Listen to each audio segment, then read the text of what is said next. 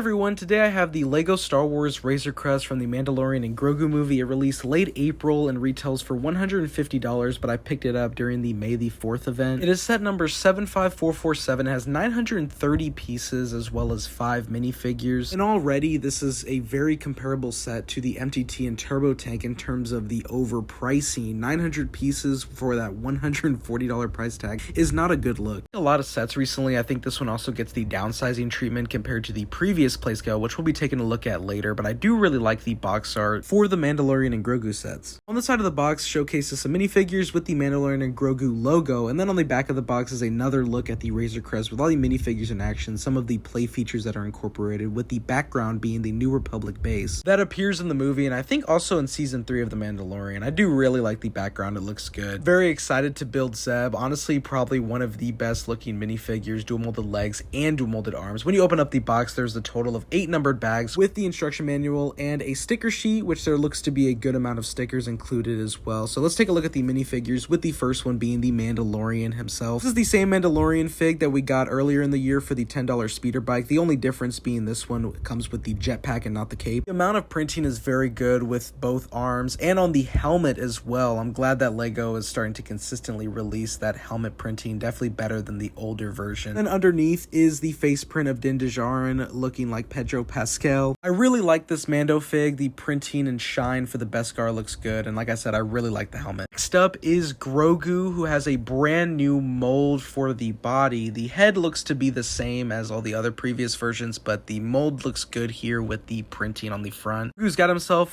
some Mandalorian armor now, and I do like this newer mold. There's a little bit more detail, and I think just has an overall more accurate look to it. And then another addition with this is that there is actually a hole on the bottom, so you can place Grogu on a stud now. It does look a little bit odd though, and here's just a comparison between the new and old one. I think it is a big upgrade. Like I said, the head molds look to be the same, but yeah, I am liking this new Grogu. And then next up is Zeb Aurelios. This is the first time that LEGO has released this character since 2014, and I think they did it in excellent fashion. Like I said, with those dual molded legs and arm printing. Zeb is in his blue New Republic flight suit, which has some good and accurate looking printing. It just looks great, and there's just the back printing for the rest of his flight outfit. Head mold looks good overall as well, with a smirk facial expression. But yeah, I think this Zeb minifigure definitely is one of the best, if not the best this year, and it could be a top 10 minifigure in general for LEGO Star Wars. I really like the return of Zeb. Dual molded legs is something I want to see a lot more for LEGO Star Wars minifigs going forward. Next up is another New Republic member, Colonel Ward, played by Sigourney Weaver. Just some basic brown minifigure legs. And then the torso printing looks good. Of course, there is the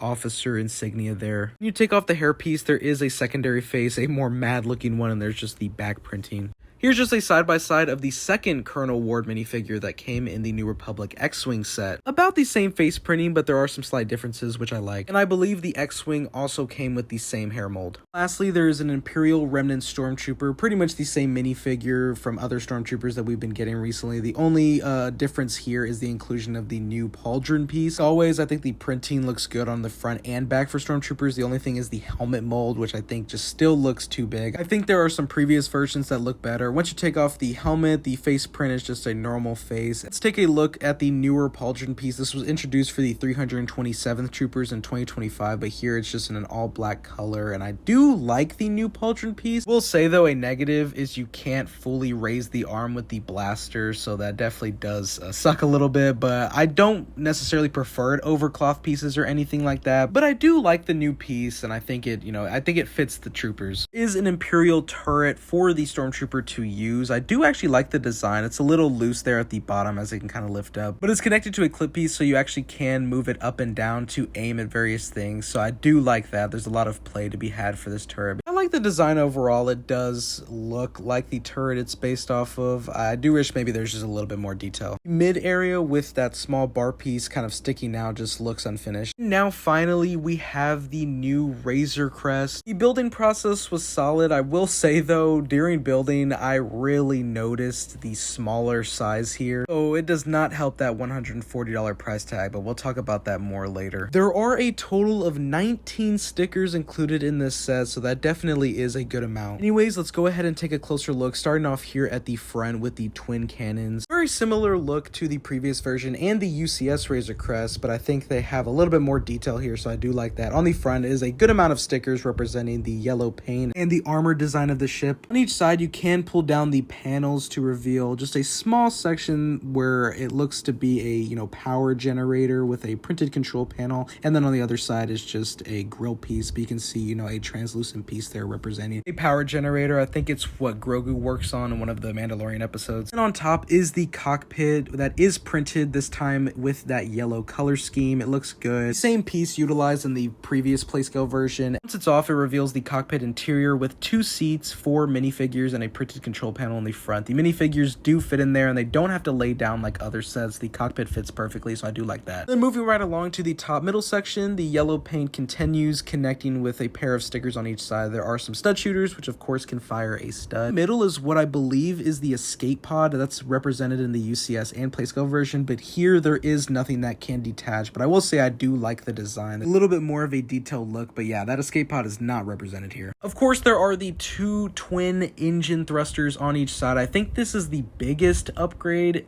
compared to the previous Playscale version. I think it has a bit of a more accurate look in the front and back. I do like the design of the engine thrusters here, and also in the middle using like the window pieces, but here it's just light bluish gray. I think gives it a nice detailed look. So a good improvement for sure. And moving on to each side of the Razor Crest, this is where a bulk of the stickers are represented, more of the yellow paint and just detail on the hull of the Razor Crest. The panels and the stickers representing the side door. Like the Playscale version, the walls of the Razor Crest come down as well. You simply just pull down multiple sections to reveal a very small interior. This was the biggest disappointment for me for this set, and what I really noticed when building it. You can fit maybe 2 minifigures in there, but it's going to be a tight fit. There's also a clip piece on the wall for a blaster. The Razor Crest is, a big ship that can hold a lot in its cargo bay, but the downsizing for this design really takes away a lot of space where you can fit minifigures and even just details. This interior is very disappointing at all. Reminds me of the U-Wing from 2025. And then finally on the underside are the 3 landing gears. The same pieces are utilized here as the Playscale version from 2021. Both Playscale versions, I think those designs are a little bit on the weaker side. I'll show you when I'm comparing it with the UCS version, but the design here doesn't have the back landing gears as outwards as the actual on-screen appearance has them. Just something that I think could have looked better. So now let's compare the new one to the previous version in 2021. And as you can see, there is a noticeable size difference both in width and length. I'm gonna look at both cockpits. I think I like the previous version better with the 2 chairs, as it just is a little bit more practical. And there's both compartments as well. The newer one does have more detail on the side panels. I think the stickers really make it feel complete, whereas the left one does have a little bit of emptiness on the plates there. But the noticeable difference is the interior size. There is plenty of space for minifigures on the previous version, and there was also just more included. That one came with a couple of carbonite bounties that you could put in there, so there's just some detail. And the 2021 version retailed for $140, so $10 less than the new one. It just has a way better size. I will say that the new one does have a more detailed look, and like I said, there are some parts that are improved upon, definitely more accurate looking. The downsizing is just getting out of hand, and I really wish this one was at least the same size as the previous version. Finally, here's just a side-by-side with the UCS Razor Crest. I don't think anything will ever beat that. I think that is the perfect UCS set for the Razor Crest, and especially with it being minifigure scale. But like I said earlier, the escape pod on top is represented on the UCS, and there it is in the middle. You can take that out and stick a minifigure in, and it's not incorporated here. So honestly, kind of weird to see that, but like I said, I do like the way it looks on the new one. It's always cool to see those side by side. Overall, I like the design of the newer Razor Crest. Like I said, it has a more detailed look to the previous Playscale version. Obviously, is accurate in the sense of the newer Razor Crest for the movie with all that yellow paint. There were some improvements. I like the minifigure selection. Zeb, I think, is the best minifigure so far for LEGO Star Wars in 2026, and I can see him being the best overall. I just really wish that this set was not $150. It's getting the same MTT and turbo tank treatment, way overpriced. It would have been $130 max, but even then that's pushing it. I think this would have been a perfect 110 to 120, especially just in today's age of Lego Star Wars. The downsizing just really hurts the pricing on this set, especially just when comparing it to the previous version and seeing the size difference. The interior here is very lackluster, super disappointing. I always just think that Lego should include extra builds when the price is this high for what we're already getting. Like a few extra builds I think would definitely help it out, maybe a couple more minifigures, but this itself I do not think is worth $150 at all. I think this is another good set, just horrible price situation, because I do think that this Razor Crest doesn't look bad at all, and I do like the minifigures. But yeah, just the current state of Lego Star Wars right now is a little out of hand, and I really do hope that we get better prices in the future, but it definitely is cool to see the Razor Crest make a return. Definitely let me know in the comments what you think about this set. Definitely lightsaber slash that like button and hit subscribe with the bell on so you know when I upload. I hope you all have a great day. Thank you so much for watching, and until next time, peace.